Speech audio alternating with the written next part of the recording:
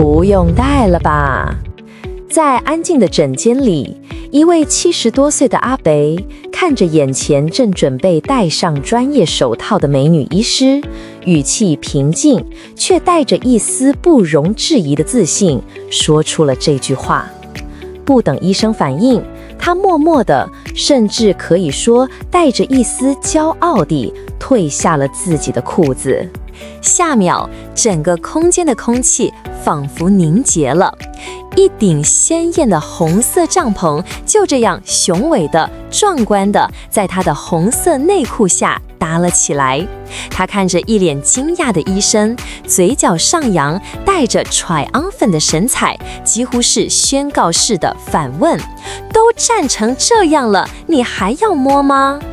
这不是电影情节，这是一个真实发生在泌尿科诊所的午后奇迹。更神奇的是，创造这个奇迹的不是我们熟知的任何一颗蓝色小药丸，而是在短短几分钟前打进他体内的一支传奇的针。大家好，我是 Suki。作为一个两性专栏作家，我听过很多男人们说不出口的秘密，也看过很多藏在倔强背后的温柔。今天这个故事就是关于一个70多岁的阿伯，为了找回最单纯的幸福所付出的勇敢尝试。它不仅仅是一个医学案例，更是一个关于爱、尊严和希望的故事。他会告诉我们，当一个男人下定决心要为他所爱的人重新站起来时，他能爆发出多大的勇气。时间要倒转回阿伯第一次踏进这家诊所的那天，他不是那种意气风发的长者，恰恰相反，他看起来有点紧张，有点局促，坐在候诊区的椅子上，双手交握，眼神里充满了期待，又夹杂着一丝丝的不甘。轮到他看诊时，他几乎是鼓起了毕生的勇气，对着眼前这位温柔的女性医师吐露了心底最深的渴望。他说他已经停机好一段时间了，对于那些要吃很久慢慢调理的药物，或是需要长期抗战的震波治疗，他都觉得太慢了。他没有那个耐心，或者说他害怕在漫长的等待中，最后一丝希望都会被消磨殆尽。他看着医生，眼神无比诚恳地说：医生，你一定要让我站起来，知道吗？我的希望都在你身上了。这句话的分量很重，重到让整个诊间的空气都变得严肃起来。这不是一个轻浮的请求，这是一个男人在人生的黄昏时刻，对于幸福最朴素也最核心的追求。他想找回的或许不只是生理上的功能，更是和结发妻子之间那种无需言语的亲密与连结。是什么样的爱能让一个传统的台湾阿伯放下所有矜持与骄傲，走进一个可能会让他感到难堪的地方，对着一个陌生的年轻女医生说出这样的话？在医生的温柔引导下，阿伯的情绪稍微平复了些，然后他说出了一段堪称经典的内心独白：我希望你静下心来，仔细听听。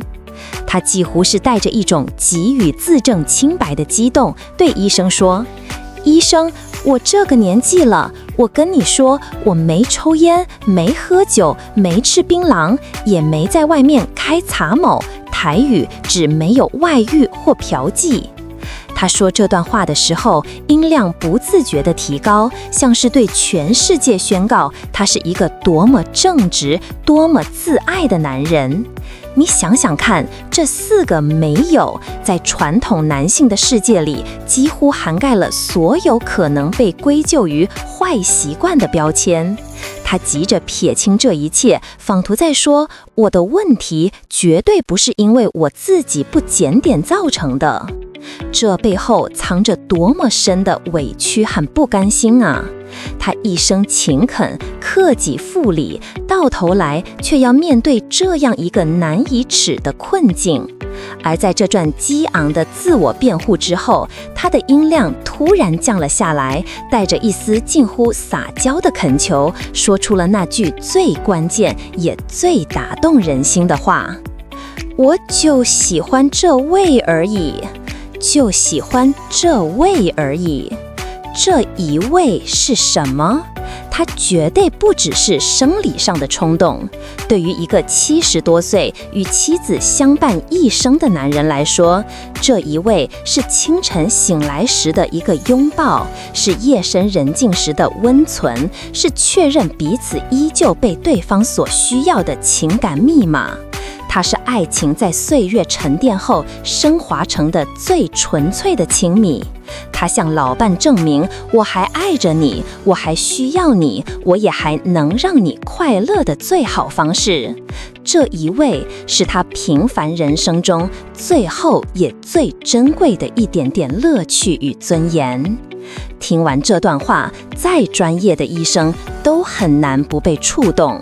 于是，医生给他提出了一个既是检测也是治疗的方案——阴茎海绵体注射，也就是我们今天故事的主角传奇一针。你可能会想，这到底是什么东西？听起来有点吓人。别急，让我用一个你绝对能听懂的比喻来解释。想象一下，我们男性的勃起功能就像一辆汽车的启动系统，它非常精密复杂。你要大脑发出我想开车的信号，然后这个信号要透过神经系统这条电路传达到引擎室。接着，你的血管要像油管一样顺畅地把燃料，也就是血液，泵送到引擎，也就是海绵体里。最后，引擎成功点火，整台车才能发动起来。而勃起功能障碍就像是这套系统里的某个环节出了问题，可能是大脑的信号不强，可能是神经传导卡住了，也可能是油管堵塞了，燃料送不过去。总之，结果就是引擎熄火，车子发不动。这个时候，你把车开去修理厂，修理师傅要怎么最快的知道你这台车的问题到底出在哪？是整颗引擎都坏光了，还是只是一些小毛病？最直接的方法就是搭电。师傅会拿来2条粗粗的旧车线，一头夹住好的电池，另一头绕过你车上所有复杂的点火开关、电路系统，直接夹在你引擎的电瓶上。滋的一声，用强大的电流强制启动引擎。如果引擎轰的一声发动了，那师傅和你就都松了一口气。这代表什么？代表你这颗引擎的本体是好的，问题可能出在电路、油路或者其他地方，但最核心的部件没坏，这台车就有救。而我们说的海绵体注射就完全是这个概念，它就是那组强而有力的救车线。这一针打下去的药物，它会绕过所有大脑神经的复杂信号传导，直接作用在你的血管和血管上，强制命令血管扩张，让血液大量的、快速的涌进去。这是一个非常直接，甚至可以说有点粗暴的指令。所以它最大的意义就在于整顿。只要这一针下去，你能成功勃起，那就等于告诉医生，也告诉你自己一个天大的好消息。嘿，你的引擎是好的，你的海绵体功能还在，你的血管经过刺激后还能扩张充血。问题不在硬体本身，而在于启动它的那个过程。这对于一个长期被布局所困的男人来说，是多么巨大的一剂强心针呐！它等于是在一片黑暗中直接帮你打开了一盏探照灯，告诉你希望就在这里。当然，它同时也是一种及时治疗。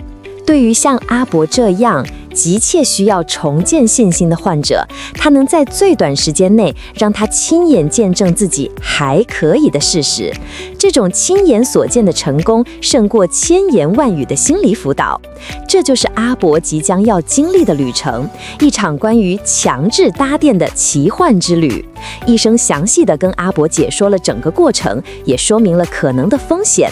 阿伯的眼神里没有一丝犹豫，他已经等得太久了。在一个私密的治疗室里，医生熟练地完成了注射，整个过程非常快，快到阿伯几乎没什么感觉。打完针，医生温柔地对他说：阿伯，你现在可以在诊所里四处走一走，活动一下，让血液循环起来，药效大概需要一点时间才会作用。于是阿伯就在诊所的走廊上开始了他人生中最漫长也最充满期待的10分钟。他来回踱步，假装在看墙上的卫教海报，但其实他所有的专注力都集中在自己的身体下方。1分钟过去了，2分钟过去了，好像没什么特别的感觉。他的心开始往下沉，难道连这个最直接的方法对我都没用了吗？难道我的引擎真的已经彻底报废了吗？就在他几乎要感到绝望的时候，突然间他感觉到了一丝异样。一股暖流，一股热热的感觉从他身体的深处缓缓的，但却非常清晰的开始蔓延开来。那种感觉既熟悉又陌生。熟悉的是，那是年轻时身体充满活力的记忆；陌生的是，他已经太久没有过这种感觉了。他停下脚步，几乎不敢相信，那股热流越来越强，像是在他体内点燃了一座小小的火山，血液奔腾的声音仿佛在他耳边响起。他能感觉到那个沉睡已久的部位正在被唤醒，一点一点的从柔软变得坚实，从沉寂变得充满力量。这不是他的幻觉，这是真实不虚的物理变化。就在这时，医生处理完手边的其他病人，正好从他身边走过，时间仿佛被刻意放慢了。诊所里时钟的滴答声，护理师轻柔的脚步声，远处其他病人的交谈声，所有的一切都成了阿伯内心巨大波澜的背景音。他站在那里，身体里感受着前所未有的澎湃，但脸上却还得故作镇定。那种既想放声大笑，又必须拼命忍重的内心戏，恐怕只有他自己才能体会。10分钟后，护理师轻声地把他带回了诊间。决战的时刻到了。我们回到故事最开始的那一幕。诊间里，医生戴上了蓝色的无菌手套，这是标准的检查程序。身为一个经验丰富的泌尿科专家，他心里其实已经有了专业的预期。根据阿伯的年纪、过往病史和身体状况，只要注射后能达到一定的硬度，足以完成他所期望的功能性行为，那就已经是一次巨大的成功了。他准备进行专业的触诊，就是最客观、最科学的评估方式。但他万万没想到，他的专业在今天被一个更强大的东西打断了，那就是一个男人失而复得的骄傲。阿伯看着那双准备要触碰他的手套，平静地说：“不用戴了吧？”那语气里没有疑问，只有陈述，仿佛在说，接下来你要看的东西不需要任何仪器或触摸来验证，因为它本身就是最强而有力的证据。然后他退下了裤子。在那一瞬间，我相信，即使是见过无数大场面的女医师，内心也受到了巨大的震撼。这不是医学报告上冷冰冰的硬度分级，这是一个活生生的、充满生命力的奇迹。那顶鲜红色的帐篷像一面胜利的旗帜，在宣告着这次搭电抢救的完美成功。医生的内心独白，我想大概是这样的：天哪，这完全超出了我的预期。这不只是医学上的硬度达标，这是一场心理学上的完胜。他所展现出的力量和状态，证明这位患者的血管潜力远比书面数据上显示的要好得多。这一刻不仅仅是解决了他当下的问题，更是为他未来的长期治疗方案点亮了一盏最亮的指路明灯。阿伯扬眉吐气地看着医生，骄傲地反问：都站成这样了，你还要摸吗？整个诊间的气氛从原本专业严肃的医疗场景，瞬间变成了一场个人胜利的庆功宴。我几乎可以想象出阿伯此刻的模样，那个走进诊所时肩膀塌陷、眼神闪躲、说话声音像蚊子叫，仿佛全世界的重量都压在他身上的男人不见了。取而代之的是一个腰杆挺得笔直，下巴微微抬起，脸上是藏不住的如同孩子般灿烂的笑容，说话的声音洪亮的整个诊间都在回响的一个重新找回雄风的男人。他不是在炫耀，他是在宣告那个充满生命力的自己回来了，宣告他又有能力去给予他挚爱的老伴那一份最珍贵的亲密。他的喜悦是如此的巨大，以至于有些语无伦次。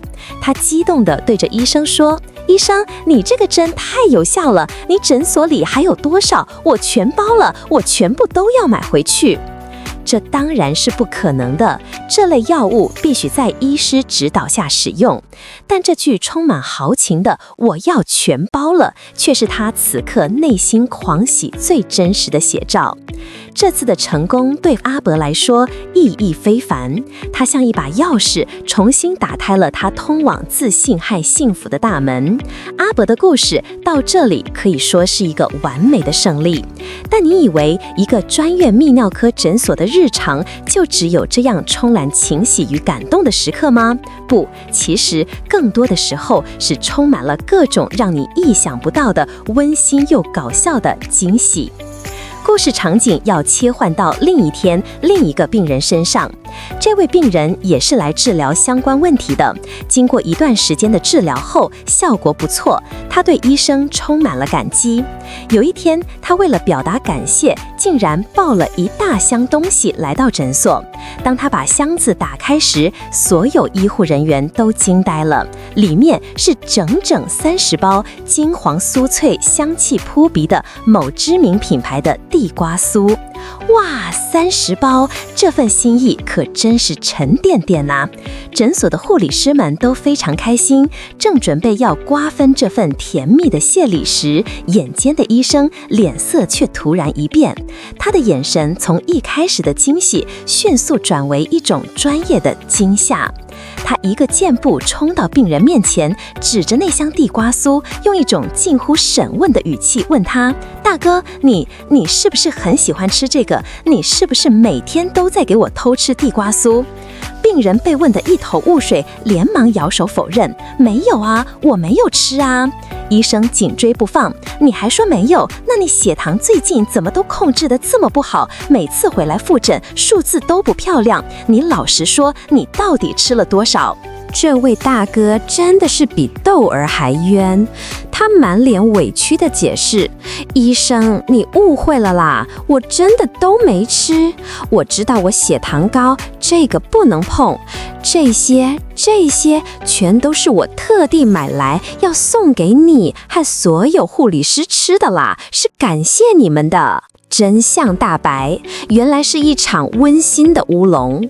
整个诊所爆发出一阵大笑，医生自己也忍不住笑了起来，拍拍病人的肩膀，感谢他的心意，但同时也再次语重心长地提醒他，即使是送礼，也千万别再买这种甜蜜的炸弹了。这个故事是不是很有趣？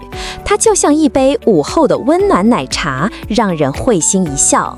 但是身为 Suki， 我要请你仔细想一想，这个充满温情又有点搞笑的插曲，其实一不小心就为我们揭开了今天真正要谈的最核心的秘密。这个秘密就是，许多时候真正摧毁你男性雄风的，根本不是你以为的那些东西。很多男人来到诊所都会抱怨，医生，是不是因为我吃的那些降血压药、降血糖药才害我变得不行的？他们把所有的罪过都怪罪到药物的副作用上。但今天透过这个地瓜酥的故事，我要告诉你一个完全颠覆你认知的真相。请你想象一个沙漏，当你被诊断出有高血压、高血脂、高血糖，也就是3高的时候，你的身体健康就像这个沙漏已经开始往下流逝了。尤其是糖尿病，它对全身维系血管的破坏是全面性的、毁灭性的。而我们都知道，勃起功能完全就是一场血管的盛宴。当通往那里的维系血管一条一条的被高血压给泡坏、堵塞，功能自然就会像沙漏一样，一点一滴的退化流失。而你吃的那些降血压、降血压的药物，它扮演的是什么角色？它不是那个让沙子往下掉的凶手，它恰恰是那只伸出来试图捏住沙漏中间，让沙子流得慢一点的手。所以你搞错因果了，不是药物害你不举，而是那个让你必须吃药的疾病本身才是真正的元凶，是你的高血压、你的高血糖在日积月累地破坏你的血管，才导致了功能障碍。药物只是在帮你延缓这个崩坏的过程，它是在替疾病背黑锅，这才是终极的真相。所以，像阿伯那样的传奇一针，它很棒，它像一场绚烂的烟火，能瞬间照亮黑夜，给人无比的信心和希望。它是治标的利器，是重建信心的第一步。但是，如果你想追求的不只是一夜的灿烂，而是长久的星空呢？那你就必须回到问题的根本，进行一场身体的都市更新。把你的身体想象成一栋因为地基，也就是你的血管健康，长期被侵蚀而逐渐变成危楼的房子。阿伯的注射就像是给这栋危楼装上了一部超酷的户外景观电梯，让你可以快速直达顶楼，欣赏久违的风景。这很棒，但房子本身依然是危楼。真正的治本是都更重建，你需要找来工程队重新稳固地基，修复墙内的管线。在医学上，这对应的就是低能量体外震波治疗。它的原理就是透过温和的能量去刺激你的海绵体，诱导沉睡的干细胞苏醒，促进微血管新生。这在做什么？这就是在修复你房子里那些老旧堵塞的管线，让水、血液和电、神经能够重新顺畅地流通。同时，你还必须改变生活习惯，规律的运动就像是给这栋房子做结构补强。严格的饮食控制，尤其是控制好你的血糖，就像是停止继续往地基上泼洒腐蚀性的液体。只有这样，治标与治本相结合，快速的信心重建加上长期的根本修复，你才能真正把这栋属于你自己的危楼重新打造成一座坚固、可靠、能长久为你和你所爱的人遮风避雨的豪宅。这条路比打一针要漫长，也需要更大的毅力，但它通往的是更踏实、更持久的幸福。听完今天的故事，你有什么想法？欢迎在留言区告诉我。如果觉得有收获，请务必订阅我的频道，你的支持能让我分享更多这样真实的内容。最后提醒一下，这类话题的影片很珍贵，建议你按下订阅并分享给需要的朋友。我们下支影片见。